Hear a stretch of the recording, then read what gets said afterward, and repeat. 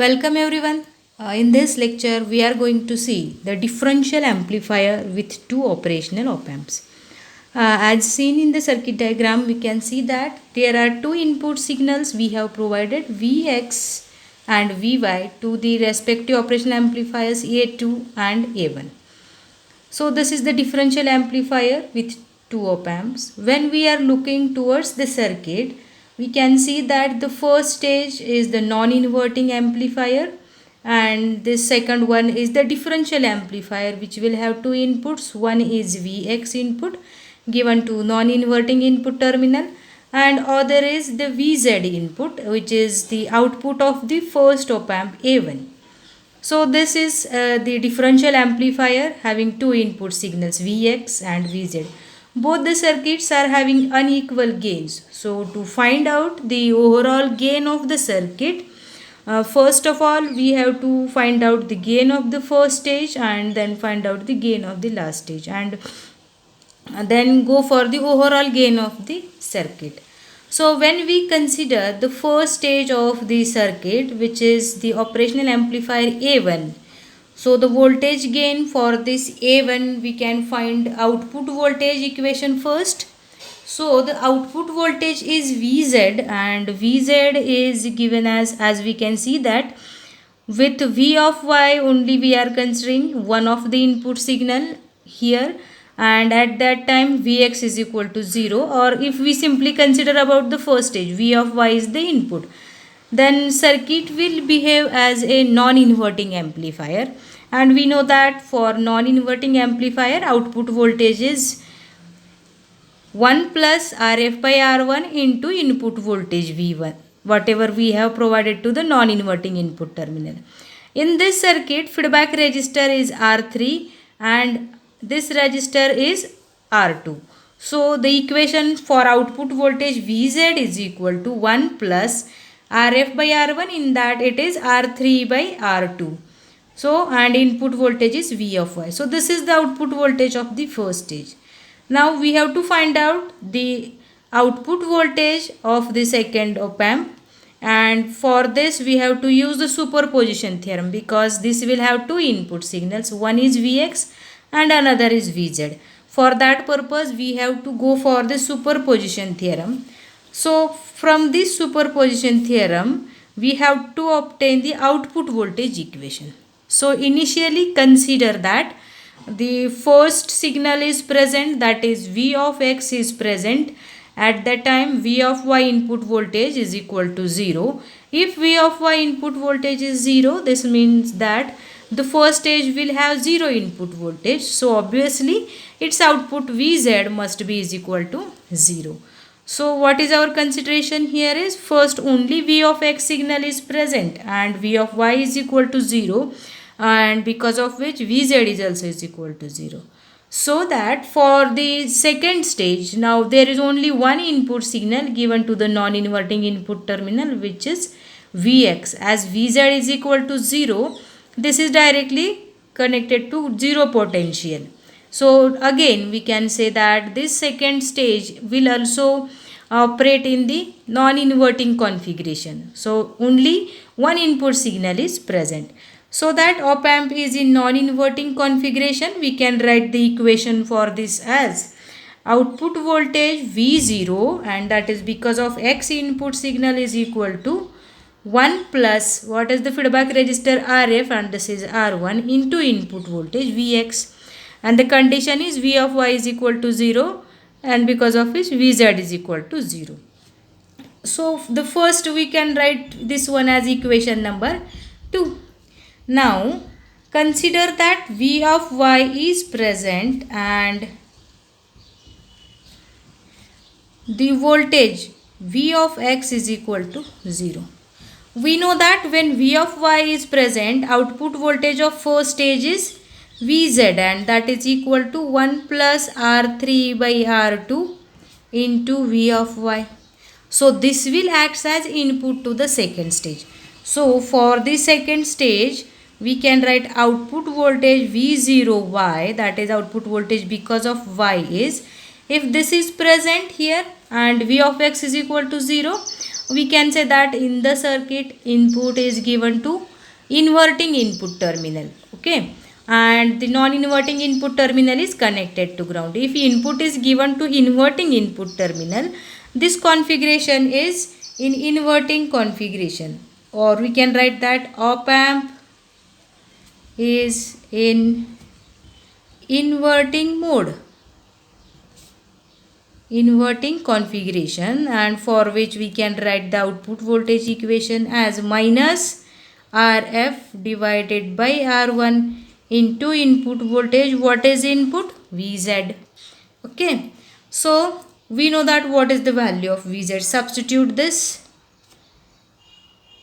Substitute value of Vz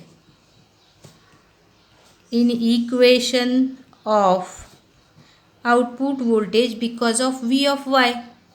So output voltage V of y can be written as minus Rf divided by R1 into bracket, what is Vz is 1 plus R3 by R2 into V of y.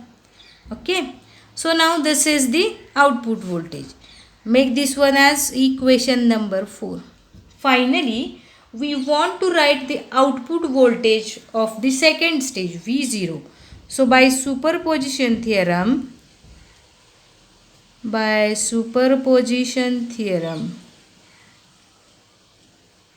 we can write output voltage V0 is equal to V0x plus V0y. Okay, so output voltage will be V0x is, what is the equation? It is 1 plus Rf divided by R1 into V of x plus V0y is minus Rf by R1 into 1 plus R3 by R2 into V of y. Okay, so make this one as equation number 5, and now we have to simplify for this equation, and we can find out the output voltage V0. So what is our equation? Output voltage V0 is equal to,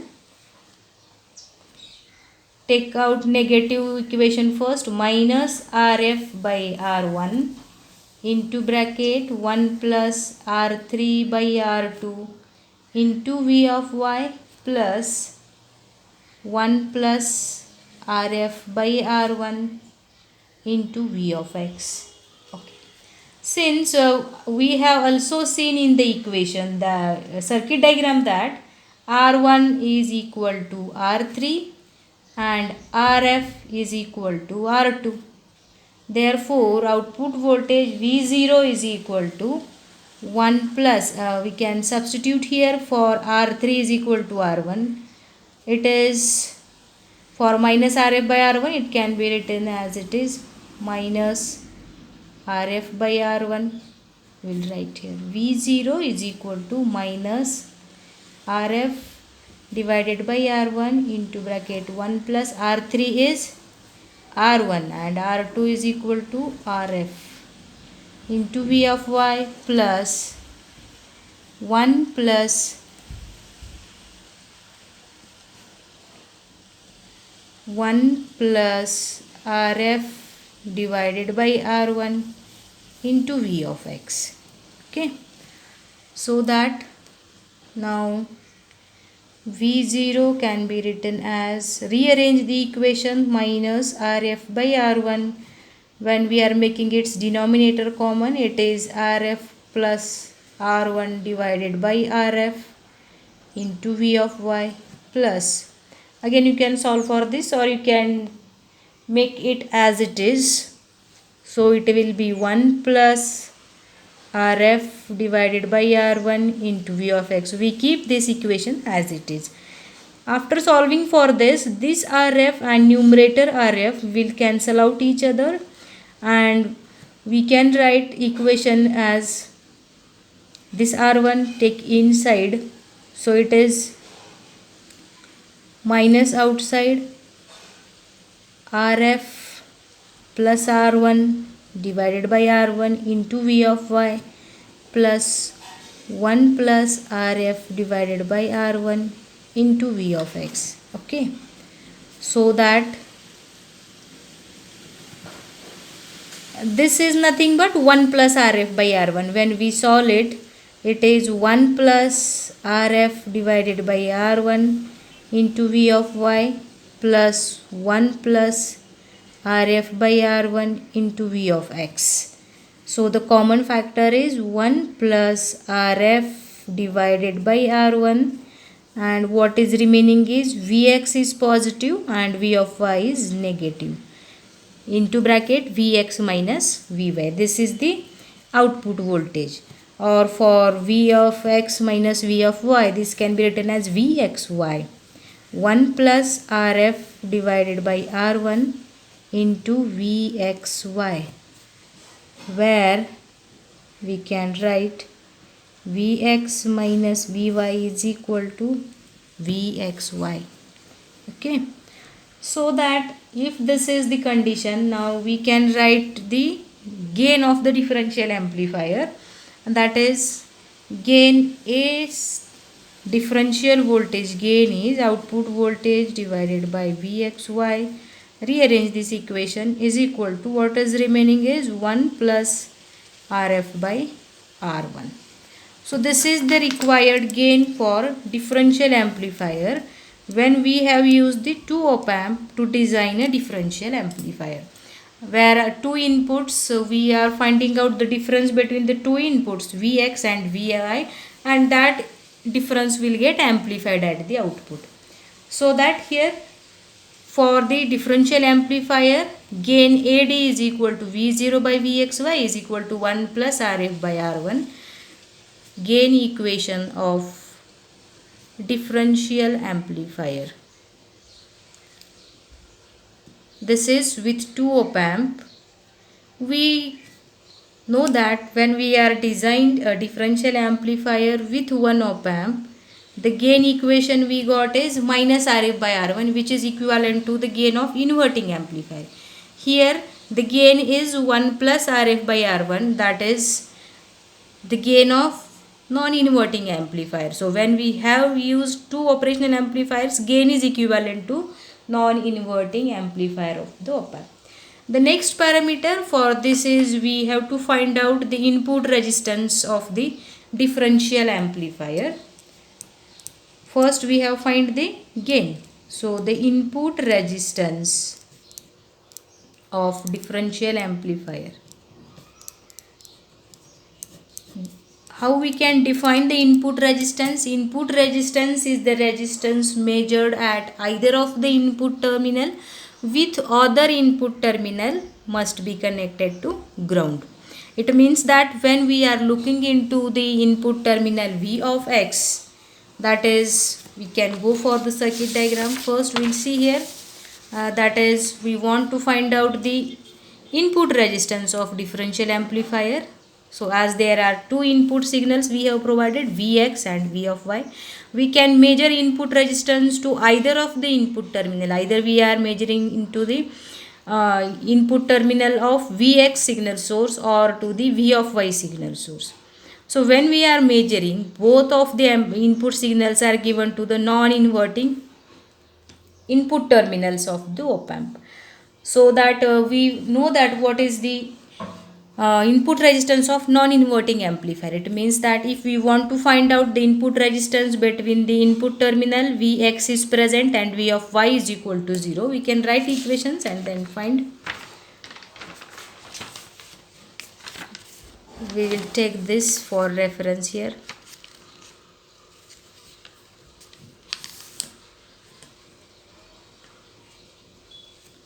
So first, when we want to find out input resistance at Vx,